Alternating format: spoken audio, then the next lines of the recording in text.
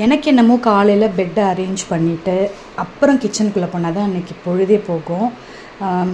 என்னென்னா எங்கள் வீட்டில் சின்ன பசங்க இருக்கிறதுனால அதில் முக்கியமாக என்னோடய 2வது பையன் அவன் நல்ல பெட்டை வந்து குதித்து ரொம்ப நாசமாக்கிடுவான். எவ்வளோ அடுக்கி போட்டாலும், எவ்வளோ யூடியூப் வீடியோஸ் பார்த்து எவ்வளோ அழகாக அந்த பெட் ஸ்ப்ரெட்டை போட்டாலும் ஒரு பிரயோஜனமும் இல்லை. பட் ரீசெண்டாக நான் மீஷோவில் ஒரு கம்ஃபர்டர் வாங்கி போட்டதுனால என் பெட்டு வந்து தப்பிச்சிச்சு. இன்றைக்கி லன்ச் வந்து என்ன பேக் பண்ணேன்னா, கதம்ப சாம்பாரும் பீட்ரூட் பொரியலும், அந்த கதம்ப சாம்பாரையே சாம்பார் சாதமாக மிக்ஸ் பண்ணி நெய் ஊற்றி, அப்புறம் காலையில் வந்து பூரிக்கு அந்த பாம்பே சட்னி இருக்குல்லையே அது செஞ்சாச்சு.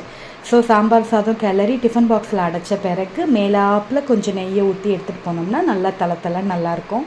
ஸோ இந்த சாம்பார் சாதத்துக்கு மாங்காய் ஊறுகாய் எல்லாமே இருந்தால் எப்படின்னு மாங்காய் ஊறுகாவும் எடுத்தாச்சு. அப்புறம் அந்த கிள்ளு வத்தல், அது என்னோடய ஃபேவரட் சொல்லியிருக்கேன் இல்லையா, அந்த கிள்ளு வத்தலையும் போட்டு எடுத்து பேக் பண்ணி வச்சாச்சு. ஸோ இந்த ஃபுட்டு செம்மையாக இருந்தது மதியானம் சாப்பிட்றதுக்கு.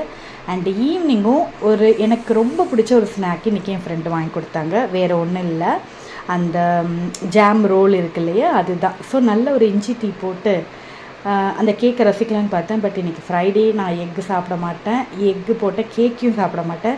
ஸோ அதை ஊற்று பார்த்துட்டே இருந்தேன்னா ரொம்ப பசிக்க ஆரம்பிச்சிருச்சு.